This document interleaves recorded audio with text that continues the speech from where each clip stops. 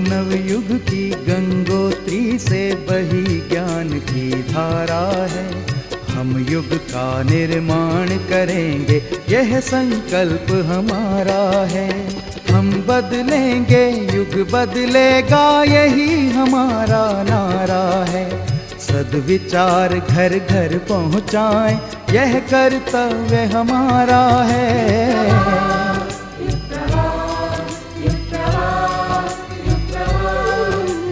चलो बढ़ें, कुछ अच्छा कर लें, युग ने हमें पुकारा है। धरती स्वर्ग बनाएंगे, ये शुभ संकल्प हमारा है।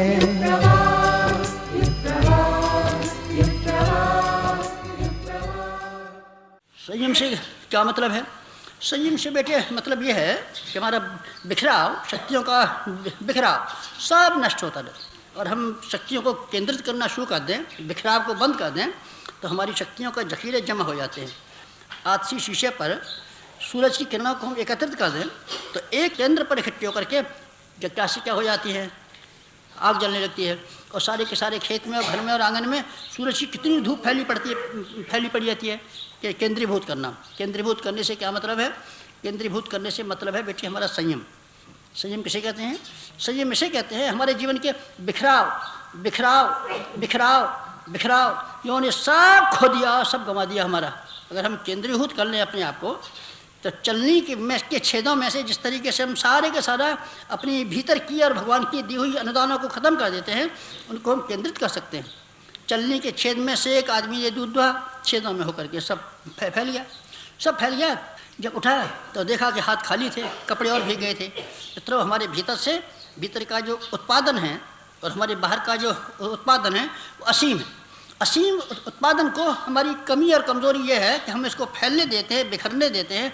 बिखरने को हम रोक सकें तो मज़ा आ जाए। बिखराव को रोकने के लिए क्या करना पड़ता है? संयम का इस्तेमाल करना पड़ता है। ये बीमारियां कौन पैदा करता है? बारिश नहीं पैदा करता, असंयम पैदा करता है। असंयम पैदा करता है। चंदगी राम तपेदिक के मरीज थे और उनके मरने के दिन नज़दीक आ गए थे। सारी दवाएं करा चुके थे और मरने के दिन पास थे। तपेदिक की वजह से एक कोई आया संत। उसने कहा तो क्या मरने का मन है क्या? नहीं महाराज जी, मरने का तो मेरा मन नहीं है, जीना तो चाहता हूँ, पर क्या करूँ, मौत तो हमारे पास आ गई। उन्होंने कहा नहीं, मौत से ज़िंदगी बड़ी। अगर आप ज़िंदगी को पसंद करते हैं तो मौत अभी आपको चली जाएगी, मौत का टाइम अभी नहीं आया है। ज़िंदगी को आप पकड़े रह सकते हैं। तो हम कैसे पकड़ रह सकते हैं? आपका सेहत इस जीभ ने खराब की, आप जीभ पे कंट्रोल कीजिए और जीभ से कहिए आपका हुक्म अब हम नहीं मानेंगे, आपको हमारा हुक्म मानना पड़ेगा। जीभ पर अगर हम काबू करना सीखें तो आप पाएंगे आपकी सेहत का संभलना शुरू होता है। दूसरी इंद्रियों को गांधारी ने आँख से पट्टी बांध ली थी, आपने सुना है कि नहीं सुना है? गांधारी ने आँख से पट्टी बांध ली थी। तो आँख से पट्टी बांधने के बाद, पट्टी से क्या मतलब? आँखों के द्वारा जो हमारा तेजस नष्ट होता है, हम जगह जगह देखते रहते हैं और आकर्षण हमारी शक्तियों को खींचता रहता है। जो हमारी शक्ति के केंद्र है हमारी आँखों में से निकलती है। आँखों का तेजस जब हमारा बिखराव होता रहता है तो हमारी आँखें कमज़ोर नहीं होती, दिमागी कमज़ोर नहीं होता, हमारा दिल और ईमान कमज़ोर होता है और हमारी आध्यात्मिक शक्तियाँ कमज़ोर होती हैं। 4 तरह का संयम है। संयम को साधने के लिए तप किया जाता है। तप किसे कहते हैं? तब बेटे कोई ख़ास बात नहीं है, रोकने का नाम है। हमारी जो बर्बादी होती रहती है उसको हम रोक पाएँ तो हमारे पास इतनी बड़ी शक्तियों के जखीरे हो जाएँ, हमको कहीं से मांगने न पड़े। शक्तिवान बनना है, अध्यात्मवान बनना है, बेटे कुछ करना नहीं है, तू अपनी शक्तियों को रोक ले। केवल बांध जो पानी होते हैं जिसमें पानी भरे रहते हैं, बिजली घर पैदा होती है, उसमें क्या होता है? कुछ भी नहीं होता। पानी लाएंगे जमा कहाँ से लाएगा पानी? रोक दे। जो बरसात का पानी चारों तरफ फैल जाता है, बिखर जाता है, उसको रोक दे, बस रोक देगा। तेरे पास बांध जम जाएगा, बांध में से नहर निकाल लेना, सिंचाई कर लेना, बिजली बना लेना, जो भी कर लेना। बांध बनाने का नाम है संयम। और आध्यात्मिक जीवन जीने के लिए हर आदमी को संयमी होना चाहिए। संयमी से क्या मतलब है? संयम की धारा 4 है। एक संयम है इंद्रिय निग्रह, इंद्रिय संयम, जिसको आमतौर से बस इतना ही लोग संयम समझते हैं, ज़्यादा संयम की बात ध्यान में नहीं आती। और दूसरा संयम है धन का संयम, अर्थ संयम। अर्थ संयम क्या किसे कहते हैं? अर्थ संयम का अर्थ बेटे ये है सादा जीवन, उच्च विचार। हमारे जीवन में जो कुछ भी हम कमाते हैं, ये अधिकांश हमारा धन लग्जरी के लिए, विलासता के लिए, संचय के लिए खर्च होता हुआ चला जाता है। अगर हम अर्थ संयम करना सीखें तो हम थोड़े में गुजारा कर सकते हैं और अपनी बची हुई शक्तियों की जखीरे, बचा हुआ धन एक से एक अच्छे अच्छे कामों में लगा सकते हैं अगर हम अपने आप के धन के बारे में, अपने खर्च के बारे में अपनी किफ़ायत से रहना शुरू करें। पैसे की बचत से हम क्या क्या काम कर सकते हैं? पैसे की बचत से हम इतने ज़्यादा काम कर सकते हैं, अपने कुटुंबियों को और अपने बच्चों को संस्कारवान और शिक्षित बनाने से लेकर के अपने आप को शालीन और सभ्य बनाने तक के हम असंख्यों काम कर सकते हैं और अपनी समाज के लिए इतने बड़े अनुदान दे सकने में समर्थ हो सकते हैं, लोकहित इतना ज़्यादा कर सकते हैं कोई ठिकाना न रहे अगर आप अपने आप को अर्थ संचय करना शुरू करें। अर्थ संयम, उसमें से हम कमाएँ तो बहुत, लेकिन अपने लिए खर्च हम कम से कम करें तो हम संत का जीवन जी सकते हैं। समय का संयम, अगर आपने समय नाम की कोई चीज़ समझी होती, समय का उपयोग किया होता, समय का इस्तेमाल करना सीखा होता, हमने समय का इस्तेमाल करना सीखा है। दिमाग में एक दिशा में चिंतन करना अगर हमारे लिए संभव रहा होता तो बेटे आप दूसरे वैज्ञानिक होते, आप कालिदास होते। बिखरे हुए दिमाग की वजह से कालिदास बेकार आदमी और बेवकूफ़ आदमी, सारी की सारी चीज़ों को एक केंद्र पर जब उसने लगा दिया तो वही अकल, और आपने मस्तिष्क को, मन स्थिति को बिखरा जाने क्या क्या विचार, अल्लाम गल्लाम बेकार के निरर्थक सब विचारों को एकत्र कीजिए और एक पॉइंट पर लगा दीजिए। फिर देखिए आपकी अकल कितनी पैनी हो जाती है, कितनी तीखी हो जाती है, कितनी तेज़ हो जाती है और आप वैज्ञानिक और आप दार्शनिक हो जाते हैं। मस्तिष्क का बिखराव, समय का बिखराव, धन का बिखराव, इंद्रियों का बिखराव, इन सब चीज़ों के बिखराव को आप रोक करके अपने आप को रोकना शुरू करते हैं, अपने आप को काबू में लाना शुरू करते हैं, अपने आप को एकाग्र करना शुरू करते हैं, तो आपका नाम तपस्वी हो जाता है और आपका नाम संयमी हो जाता है। मित्रों, आप अव्यवस्थाओं के ऊपर नियंत्रण करना सीख पाएँ तो आपको बाहर से कहीं मांगना नहीं है, सामर्थ्य आपके भीतर है, बिखराव में नष्ट होती और आपके भीतर शक्तियों की जखीरे भरे पड़े हैं, आप अपने बिखराव को रोक पाएँ, मजा आ जाए। नवयुग की स्थापना के लिए संकल्पित अखिल विश्व गायत्री परिवार अपनी गतिविधियों के माध्यम से समाज को नई दिशा दे रहा है और कुछ नया करने के लिए प्रेरित कर रहा है। गायत्री परिवार की ऐसी ही नवीनतम गतिविधियों के समाचार प्रस्तुत हैं नियमित स्तंभ जागृति के अग्निकण में।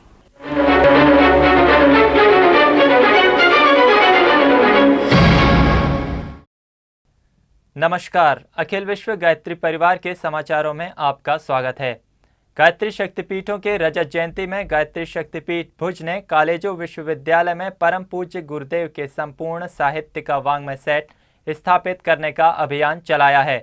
इसी क्रम में पहला वाङ्मय सेट कच्छ यूनिवर्सिटी भुज में स्थापित किया गया। इस अवसर पर स्थानीय जिला जज महोदय भी उपस्थित हुए। उन्होंने 70 वाङ्मय ग्रंथों को 70 शीर्ष ग्रंथों की संज्ञा देते हुए कहा कि मानव जीवन को प्रभावित करने वाले समस्त विषयों पर रचे गए ये ग्रंथ स्वयं में चमत्कार हैं, जो युग ऋषि की लेखनी से निसृत हुए हैं। गत दिनों बस्तर जिले के राधना फरस गांव में 251 कुंडीय गायत्री महायज्ञ के साथ युवा सम्मेलन तथा 424 जोड़ों का आदर्श विवाह समारोह हुआ।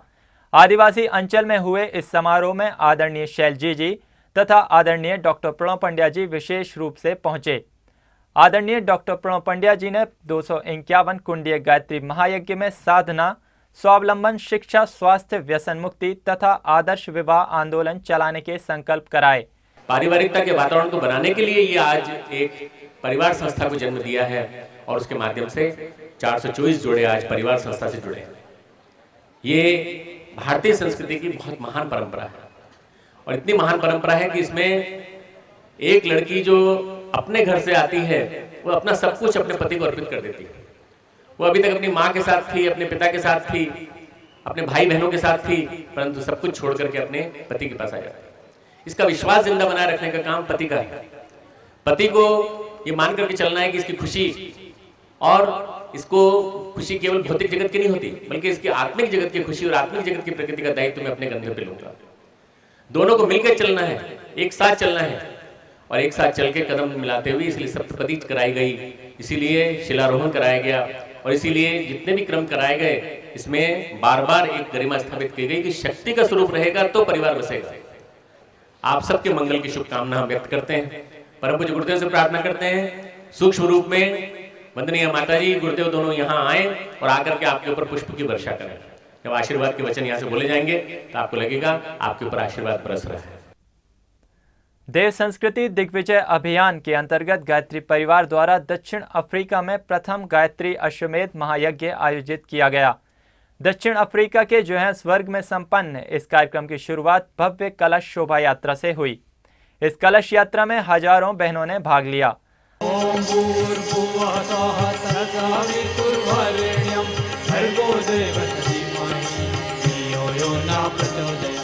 अगले ही दिन यज्ञशाला में देव पूजन का कार्यक्रम संपन्न हुआ। इस अवसर पर बोलते हुए गायत्री परिवार प्रमुख आदरणीय डॉक्टर प्रणव पंड्या जी ने अश्वमेध यज्ञ को यज्ञों का राजा बताते हुए कहा कि इस युग में विश्व शांति यज्ञीय जीवन से ही आ सकती है। अगले क्रम में लगभग 15,000 लोगों ने गायत्री मंत्र की गुरु दीक्षा ली।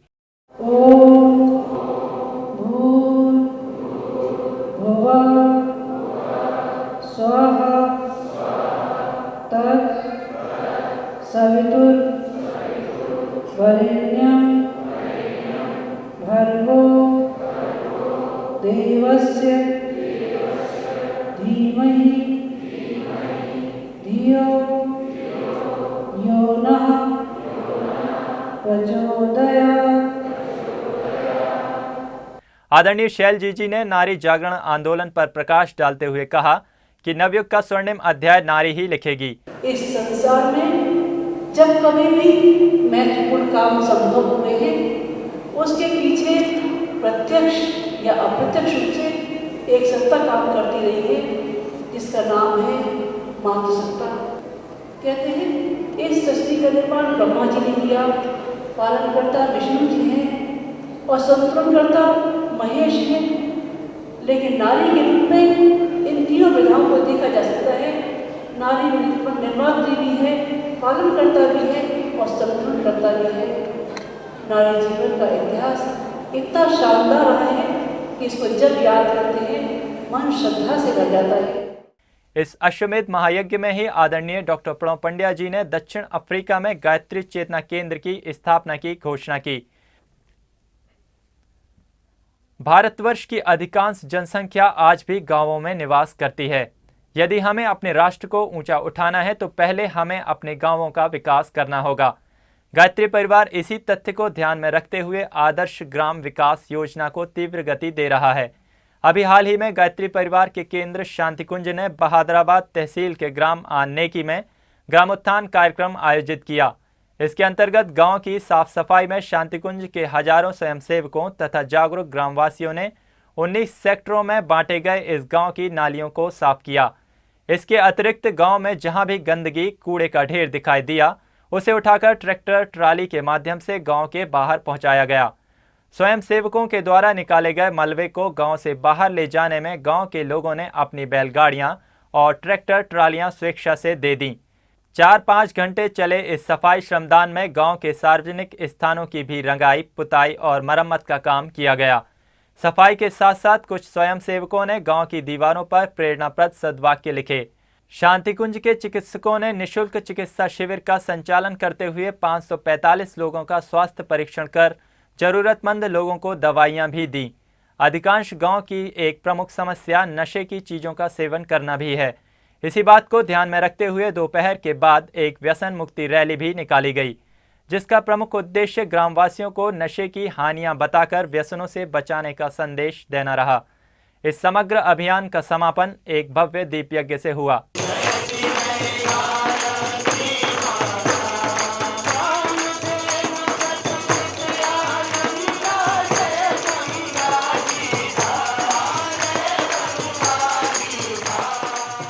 इस दीप यज्ञ में आदरणीय डॉक्टर प्रणव पंड्या जी ने ग्रामवासियों से कहा, जो भी गांव के काम में लगेगा वो गुरुदेव के आशीर्वाद को पाने का स्वतः एक प्रकार से पात्र बन जाएगा।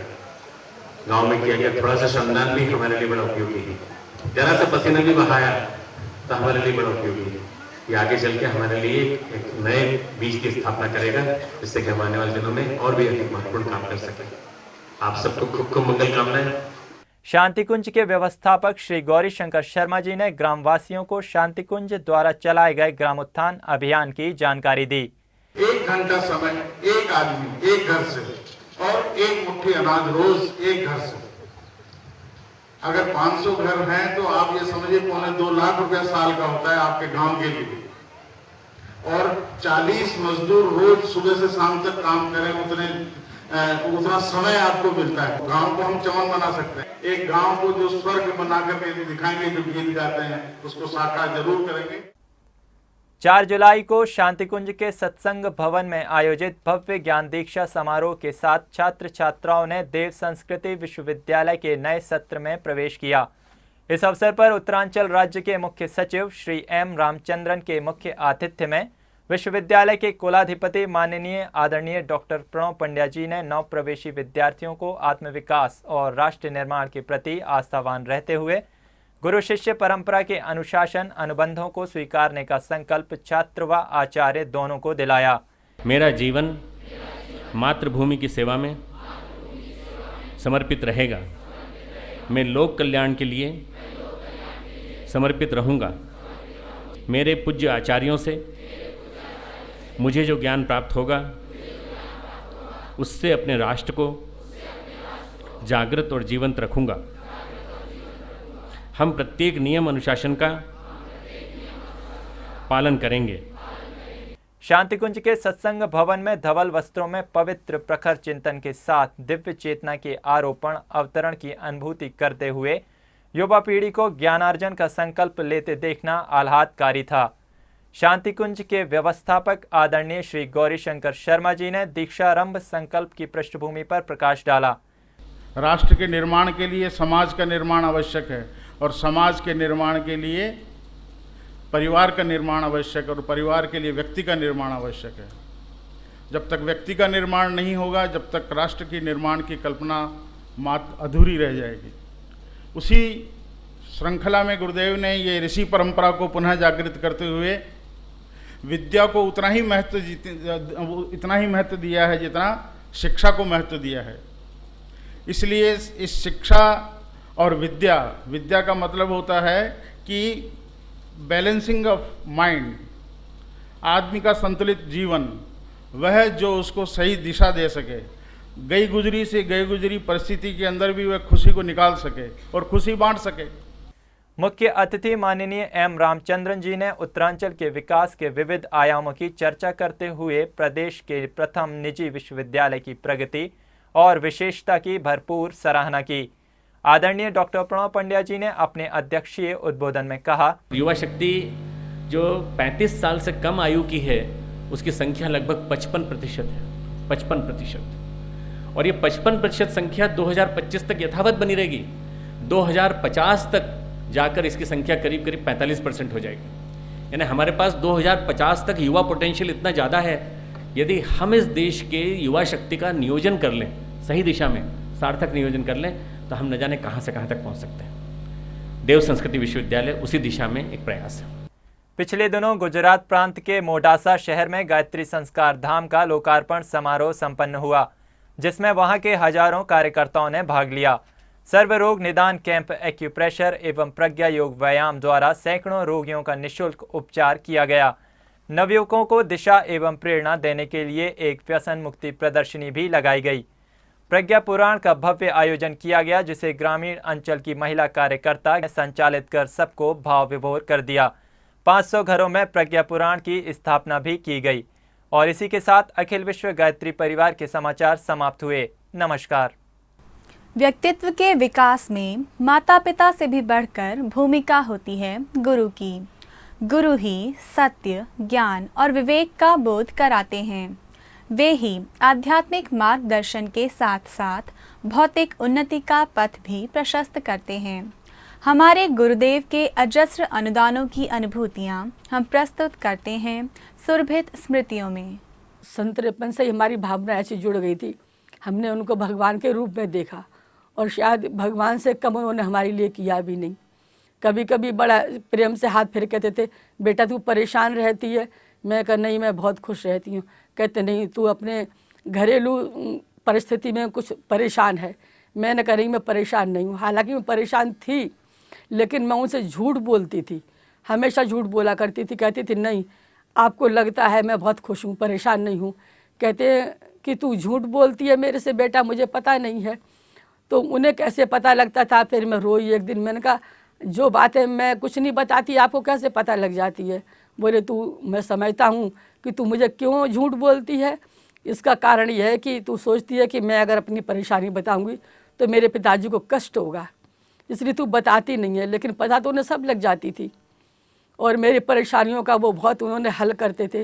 लड़के की डेथ हो गई, मैं बहुत परेशान थी, तो पिताजी ने कहा कि तू परेशान क्यों है, उस लड़के की रूह से मैं तेरी बात कराऊंगा, उसे तो ये दिखाऊंगा मैं। अभी मैं इतनी घबरा गई थी, मैं कहा पिताजी मैं उसको बिल्कुल देखूंगी नहीं, मुझे डर लगता है, मैं कोई बात नहीं करूंगी। उन्होंने कहा वो बच्चा वापस आएगा और मैं उसके लिए पूरा प्रयत्न करूंगा। उसके बाद उन्होंने जाप खुद भी किए थे, हम लोगों से कहा आप भी जाप करना और वो लड़का वापस आएगा। इस समय जो मेरा लड़का है वो गुरुदेव का ही दिया हुआ है। उन्होंने बहुत मेरे लिए जाप किया, बहुत पूजा पाठ किया और मेरे लिए पता नहीं मेरे क्या संस्कार थे। उन्होंने मैं आज जिंदा जो हूँ उन्हीं की वजह से जिंदा हूँ। इतनी परेशानी थी मेरे लिए कि मेरा जीवन बहुत ही कष्टमय था और आज मैं इतनी खुश हूँ और अब बड़ा अच्छा हमारा जीवन है। गुरुदेव की हम पे बहुत बहुत बड़ी कृपा है। 4-5 साल पहले की घटना है। मैं अपनी छोटी बहन सरोज के साथ मेरठ गई थी, उनकी लड़की बॉबी उसकी लड़का देखने के लिए। तो दिवाली के बाद हम गए, भाई दूज का दिन था, ट्रेनों में बहुत भीड़ हो रही थी। लड़का हमने देख लिया, उसके बाद हम अटैची लेके वापस आए और इतनी भीड़ थी ट्रेन में कि कहीं में जगह नहीं मिली। हम गार्ड के डिब्बे में चले गए। मैंने कहा गार्ड साहब पास तो है हमारे पास, लेकिन ट्रेन में जगह बिल्कुल भी नहीं है, हम आपके साथ गाज़ियाबाद तक चलेंगे। हम बैठ गए डिब्बे में। थोड़ी देर बाद जो और लोग पीछे से बैठ के आ रहे थे, गार्ड साहब बोले सब लोग डिब्बा खाली कर दीजिए, इस डिब्बे में कोई भी नहीं जाएगा। मुजफ्फरनगर में पुलिस वालों से मेरा बहुत झगड़ा हो चुका है, मेरा सिर में बहुत दर्द है, मेरा दिमाग बड़ा गर्म हो गया है और इसलिए आप सब लोग उतर जाइए। सब लोग उतर गए, हम लोग भी ट्रेन से उतर गए। अगले डिब्बों में देखने लगे, कहीं जगह नहीं मिली। हमको ध्यान आया अटैची तो हमारी डिब्बे में ही रह गई। हम दोनों बहनें वापस आए। हमने कहा गार्ड साहब हम आपके डिब्बे में नहीं जाएंगे, हमें अटैची दे दीजिए, हमारी अटैची यहीं रह गई है और हम दूसरी देहरादून एक्सप्रेस पीछे आ रही है, हम उससे गाज़ियाबाद तक जाएंगे। उन्होंने कहा कि कोई आपके गुरुदेव हैं? हमने कहा आपको क्या करना, हम आपको गुरुदेव से आपको क्या लेना, आप हमें अटैची दे दीजिए। बोले नहीं, अब आप हमारे साथ ट्रेन में जाओगे और जो भी लोग उतर गए हैं जिनको आप चाहो बुला सकते हो उसी ट्रेन में। मैंने कहा नहीं, जो आपका नियम है हम दूसरी ट्रेन से ही जाएंगे, आपने सबको उतार दिया तो हमारा कोई ज़रूरी नहीं है आपके साथ जाना। उन्होंने कहा नहीं, आपके गुरुदेव ने मुझे दर्शन दिए हैं, मैं कभी उनको देखा नहीं था और गुरुदेव ने मुझे ऐसे परछाई के रूप में दिखाई पड़े हैं और कह रहे हैं दोनों बेटियां मेरी हैं और आपको सुरक्षित इन्हें गाज़ियाबाद तक छोड़ना है और आप जिसको बुलाना चाहें बुला लीजिए। मैं बड़ा आश्चर्य हुआ, इतने में ट्रेन चलने को थी। उन्होंने कहा जिसको चाहो बुला लो। जो बच्चे वाली परेशान औरतें खड़ी थी मैंने उनको बुला लिया, वो मेरे साथ बैठ गईं। फिर मैंने ट्रेन चल पड़ी तो पूछा गार्ड साहब क्या आप गुरुदेव को जानते हैं? बोले नहीं, मुझे पता नहीं, लेकिन आप बताइए, मुझे शक्ल में दिखाई पड़े हैं। वो कहते हैं कि वो हमारी शिष्य हैं, हमारी बच्चियां हैं, उनको पहुंचाना है। और मेरा दिमाग इतना ठंडा हो गया है, मेरा मन बड़ा प्रफुल्लित हो गया है, मेरे सर में कोई दर्द नहीं है, मेरा दिमाग बहुत ठंडा है। उनकी दर्शन से ही मैं इतना खुश हो गया हूँ। कैसे आपके गुरुदेव हैं, कहाँ हैं? मैंने शक्ल तो उनकी देख ली है। मैंने कहा कि फिर आप अपना हमें पता बताएंगे? बोले हाँ, और मैं अखंड ज्योति वगैरह भी मिल लूँगा और मैं भी उनके दर्शन करना चाहूँगा। और वो उन्होंने गाज़ियाबाद में हाथ जोड़ के प्रणाम करके बड़ी खुशी से उतारा मुझे स्टेशन पर। आध्यात्मिकता भारतीय संस्कृति की अमूल्य धरोहर है। आज के आपाधापी भरे समय में व्यक्ति स्वयं के वास्तविक स्वरूप को ही भूलता जा रहा है। मानवीय जीवन को श्रेष्ठ, समुन्नत, खुशहाल बनाने के लिए परम पूज्य गुरुदेव पंडित श्रीराम शर्मा आचार्य जी ने इसे नकद धर्म की संज्ञा दी, साथ ही बोया और काटा का सिद्धांत बताया है। आइए आध्यात्मिकता के मूलभूत तथ्यों की जानकारी प्राप्त करते हैं जिज्ञासा के इस अंक में। आध्यात्मिकता के विकास के लिए आदमी को अंतर्मुखी होना पड़ता है, अपने आप के बारे में जानना होता है। तो उसके लिए उपासना से शुरू करें कि उपासना, कोई न कोई इष्ट देव की उपासना मनुष्य को करनी चाहिए। हमारे गुरुदेव ने इसको गायत्री उपासना कहा है, क्योंकि वो सार्वभौम उपासना पद्धति है। गायत्री उपासना सद्बुद्धि की उपासना है। ऋतंबरा प्रज्ञा की देवी गायत्री की हम लोग उपासना करें, या और कोई इष्ट देव हमारा हो सकता है। श्री राम हो सकते हैं, कृष्ण हो सकते हैं, मोहम्मद हो सकते हैं, ईसा हो सकते हैं। तो उन महापुरुषों को हम एक अपना आइडियल मान करके, रोल मॉडल मान करके हम उनका ध्यान करें। उपासना से व्यक्ति के सामने जैसा बार बार वो जिसके पास में बैठता है तो उसके गुण उसमें आते हैं। जैसे चंदन के पास में हम लोग बैठते हैं तो चंदन की खुशबू हमारे शरीर में से आने लग जाती है। आग के पास में बैठते हैं तो आग की गर्मी हमारे को लगने लग जाती है। इसी बर्फ़ के पास में बैठते हैं तो बर्फ़ की ठंडक लगने लगती है। इसी प्रकार से महान पुरुषों के पास में बैठेंगे तो उनके गुण धीरे धीरे हमारे अंदर आते हुए चले जाएंगे और हम लोग आगे चल करके उनके जैसे बन जाएंगे। वसुधैव कुटुंबकम की भावना का विकास होगा, आत्मवत सर्वभूतेषु की भावना का विकास होगा, प्रसन्नता बढ़ती हुई चली जाएगी। हर जो भी काम हम करेंगे उसमें सफलता मिलती हुई चली जाएगी और लोग हमारे ऊपर विश्वास करेंगे, इसीलिए हर काम में सफलता मिलेगी। नियमितता बढ़ती हुई चली जाएगी, स्वास्थ्य सुधरता हुआ चला जाएगा। आर्थिक रूप से जो काम में हम हाथ डालेंगे उसमें सफलता मिलती हुई चली जाएगी। हमारे गुरुदेव ने इसको ईमानदारी, जिम्मेदारी, समझदारी और बहादुरी भी कहा है। इनका भी विकास होता हुआ चला जाता है। ये इसके सार के रूप में है कि समझदारी यानी हम तत्काल का फ़ायदा न सोच के दूरगामी लाभों को सोचें और कोई भी चीज़ आज हम करने जा रहे हैं तो उसका आगे चल के परिणाम क्या होगा इसका हम विचार करते हैं। समझदारी में ऐसी चीज़ें जैसे मान लीजिए नशा है, तत्काल हमको फ़ायदा हो रहा है पर आगे चल कर उसका परिणाम बहुत बुरा होगा, इसलिए ये समझदारी की कसौटी पे खरा नहीं उतरता। तो इसी प्रकार से इसको समझदारी या मनुष्य जीवन है, इसको तत्काल इसको लोभ मोह अहंकार में इसको खर्च कर सकते हैं, पर इसका दूरगामी सदुपयोग की परमात्मा की अदालत में जब खड़ा होना होगा, भगवान पूछेंगे कि मनुष्य का शरीर मिला था तुमको क्या उपयोग किया। तो अगर हम लोभ में, मोह में, इसी में, अहंकार में खर्च कर देंगे तो भगवान के सामने लज्जित होना पड़ेगा, फिर 84 लाख योनियों में भी जाना पड़ सकता है। तो इसका मतलब है समझदारी से हम इसका सदुपयोग करें। दूसरी बात है जिम्मेदारी। जिम्मेदारी हमारे शरीर के प्रति है कि हम शरीर को स्वस्थ रखें। जिम्मेदारी हमारे मन के प्रति है कि हम मन को संस्कारवान बनाएं, इसको अच्छे विचारों की खुराक दें, स्वाध्याय करें, सत्संग करें। जिम्मेदारी हमारे परिवार के प्रति है कि परिवार को हम संस्कारवान बनाएं। जिम्मेदारी हमारी समाज के प्रति है कि हम समाज को अच्छा बनाने के लिए अपना समय दान दें, अंशदान दें, अपनी जो प्रतिभा है उसका दान दें। तीसरा है ईमानदारी कि हम अपने तय ईमानदार हों, अपने परिवार के प्रति ईमानदार हों, अपनी आत्मा के प्रति ईमानदार हों, ईश्वर के प्रति ईमानदार हों। अपने लिए कुछ, दूसरों के लिए कुछ, कहना कुछ, करना कुछ, ड्यूअल पॉलिसी हो जाती है, उसमें प्रामाणिकता गिरती हुई चली जाती है। तो हम ईमानदार हों। जैसे गांधी जी बहुत प्रामाणिक आदमी थे और उसकी वजह से पूरा भारतवर्ष और भारत की जनता उनके पीछे पीछे चलती थी। परम पूज्य गुरुदेव, उन्होंने ईमानदारी का आश्रय लिया, इसके लिए आज करोड़ों लोग उनको फॉलो कर रहे हैं। तो हम लोग भी जो भी कुछ करें वो ईमानदारी से करें तो उसका प्रभाव पड़ता हुआ चला जाएगा। और आखिरी में आती है बहादुरी। बहादुरी का मतलब ये नहीं कि किसको मार देना, गिरा देना, पटक देना या किसी का खून खराबा कर देना, ये बहादुरी नहीं है। बहादुरी ये है कि जो समाज का आज जो प्रवाह चल रहा है उस प्रवाह को चीर करके आदर्शों की ओर, महान पुरुष जिस बात को बता रहे हैं उस ओर चलना, समाज की धारा को चीर करके जाना, ये एक बहादुरी है।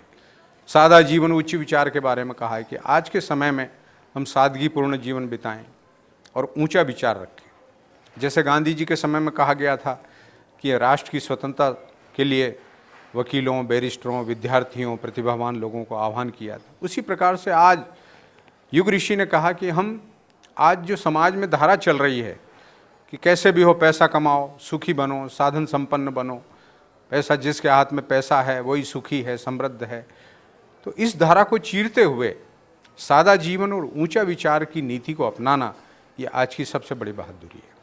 इसी को उन्होंने बहादुरी कहा। तो ये चारों चीज़ों को हम अपने जीवन में समाविष्ट कर लेते हैं तो इससे हम आगे बढ़ते हुए चले जाते हैं, नर से नारायण बन जाते हैं, पुरुष से पुरुषोत्तम बन जाते हैं, महापुरुष बन जाते हैं, समाज के लिए स्तुत्य और वंदनीय जीवन हमारा हो सकता है। दूसरा चरण में साधना आती है। तो साधना यानी जीवन की साधना, अपने आप की साधना, अपने आप को परिष्कृत कर लेना, यही साधना है। साधना को कई लोग समझते हैं कि हम भगवान की साधना कर लेंगे। साधना अपने आप की जाती है। जैसे कपड़े को रंगने के पहले धोना पड़ता है, उसी प्रकार से अपने चिंतन को, चरित्र को, व्यवहार को ठीक बना लेना, मनुष्य की गरिमा के अनुकूल बना लेना, यही वास्तव में साधना है।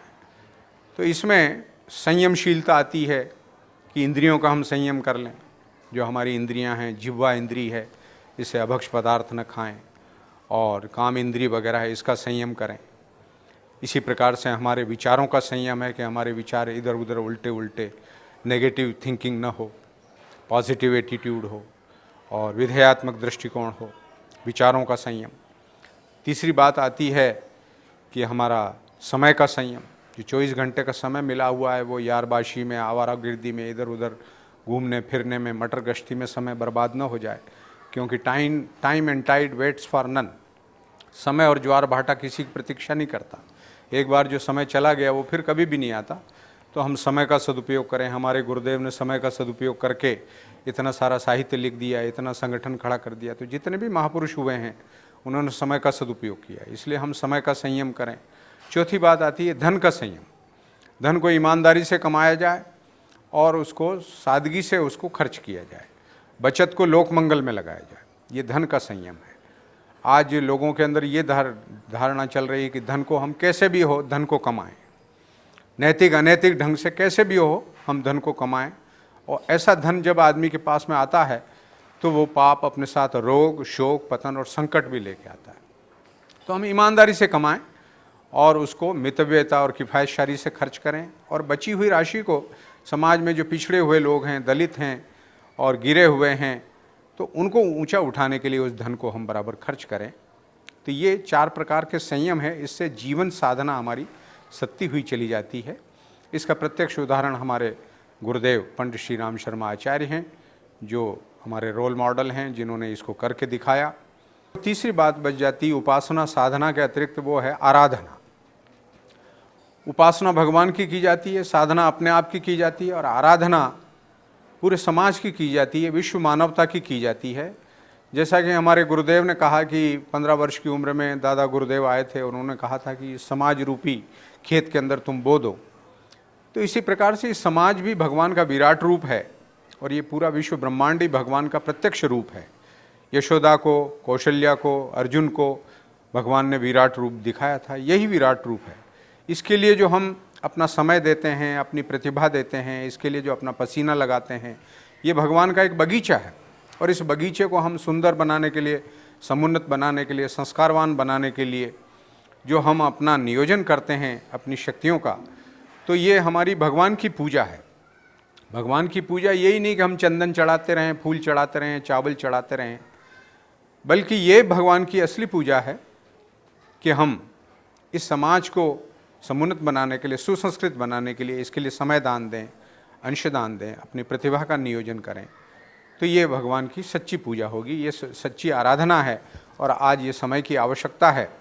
तो इन्हें आध्यात्मिकता के जो मूलभूत सिद्धांत हैं, इन्हीं को जीवन में समाविष्ट करने से आज व्यक्ति महापुरुष बन सकता है, महामानव बन सकता है। हमारे गुरुदेव वेदमूर्ति तपोनिष्ठ पंडित श्री राम शर्मा आचार्य जी ने आध्यात्मिकता के इन सिद्धांतों को अपने जीवन में समाविष्ट करके ये प्रत्यक्ष करके दिखा दिया कि आध्यात्मिकता किसी प्रकार से घाटे का सौदा नहीं है, नफ़े का सौदा है। और इसको करके कोई हाथों हाथ इस हाथ दे इस हाथ ले, इस प्रकार से आध्यात्मिक नगद धर्म है। प्राचीन भारत में ऐसे ही आध्यात्म विज्ञानी हमारे देश में थे। हमारा देश बहुत ही समुन्नत था। आज चूँकि दिशा भटक गई थी और प्रत्यक्षवाद का युग आ गया, अध्यात्म का ऐसा कोई जीवंत बर्निंग एग्जाम्पल हमारे सामने नहीं रहा, इसकी वजह से भटकाव पैदा हुआ। पर आज हमारे सामने एक महापुरुष ने अपने जीवन की प्रयोगशाला में ये सिद्ध करके बता दिया कि आध्यात्मिक विद्या के इन सिद्धांतों को यदि हम सच्चे अर्थों में अपने जीवन में समाविष्ट कर सकें तो हम हाथों हाथ उसका प्रतिफल प्राप्त कर सकते हैं। संगीत का अर्थ केवल प्रेम, श्रृंगार या प्रसन्नता के भावों से ही नहीं है। यह सारे भाव, सारी कामनाओं की अभिव्यक्ति का साधन है। आज के समय में कुत्सित, अश्लील और विषय विकार युक्त गीतों से समाज पतन की ओर उन्मुख होता दिखाई पड़ता है।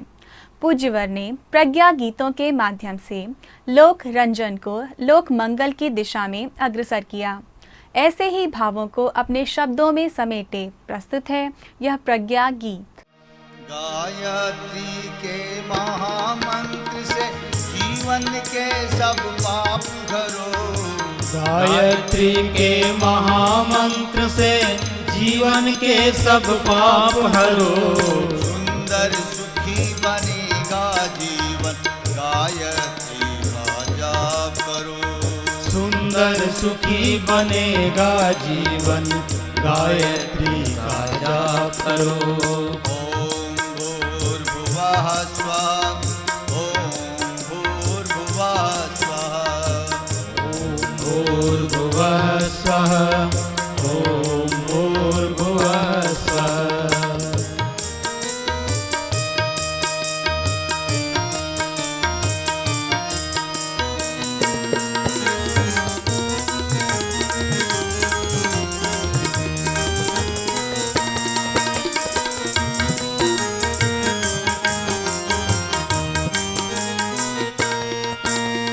मंत्र है मंगलकारी, सद्बुद्धि बढ़ाने वाला।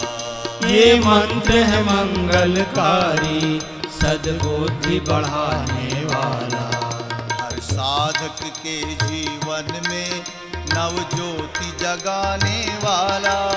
हर साधक के जीवन में नव ज्योति जगाने वाला। सब कष्ट मिटाने वाला।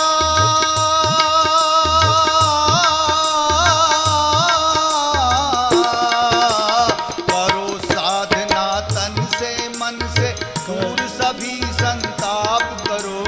करो साधना तन से मन से, दूर सभी संताप करो। सुंदर सुखी बनेगा जीवन, गायत्री का जाप करो। सुंदर सुखी बनेगा जीवन, गायत्री का जाप करो। ओम भूर्भुवः स्वः, ओम भूर्भुवः स्वः, ओम भूर्भुवः स्वः, ओम भूर्भुवः स्वः।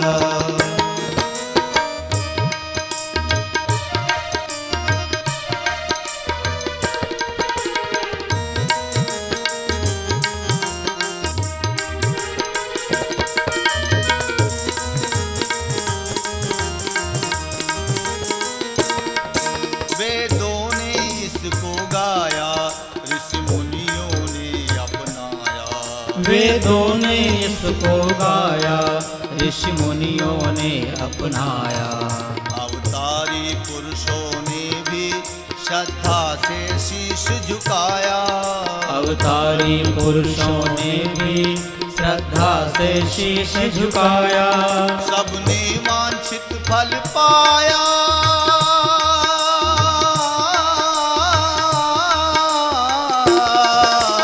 कलयुग में भी इसे सुमिर कर सब अपने अभिशाप भरो। कलयुग में भी इसे सुमिर कर सब अपने अभिशाप हरो। सुंदर सुखी बनेगा जीवन, गायत्री का जाप करो। सुंदर सुखी बनेगा जीवन, गायत्री का जाप करो। ओम भूर्भुवः स्वः, ओम भूर्भुवः स्वः, ओम भूर्भुवः स्वः, ओम भूर्भुवः स्वः।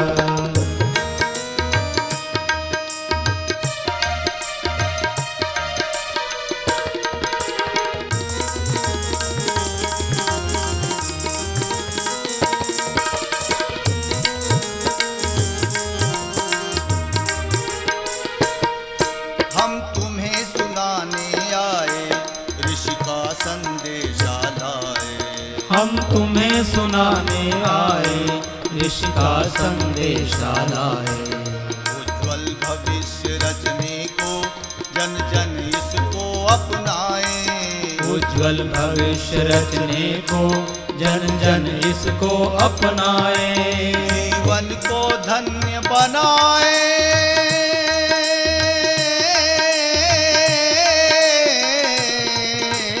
इसे देख कर हो प्रसन्न माँ, ऐसे क्रियाकलाप करो।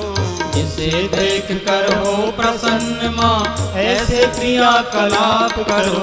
सुंदर सुखी बनेगा जीवन, गायत्री का जाप करो। सुंदर सुखी बनेगा जीवन, गायत्री का जाप करो। गायत्री के महामंत्र से जीवन के सब पाप भरो।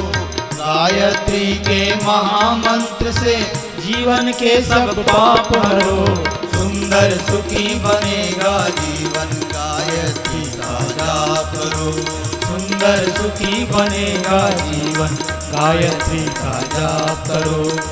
ओम भूर्भुवः स्वः तत्सवितुर्वरेण्यं भर्गो देवस्य धीमहि धियो यो नः प्रचोदयात्। ओम भूर्भुवः स्वः तत्सवितुर्वरेण्यं भर्गो देवस्य धीमहि धियो यो नः प्रचोदयात्।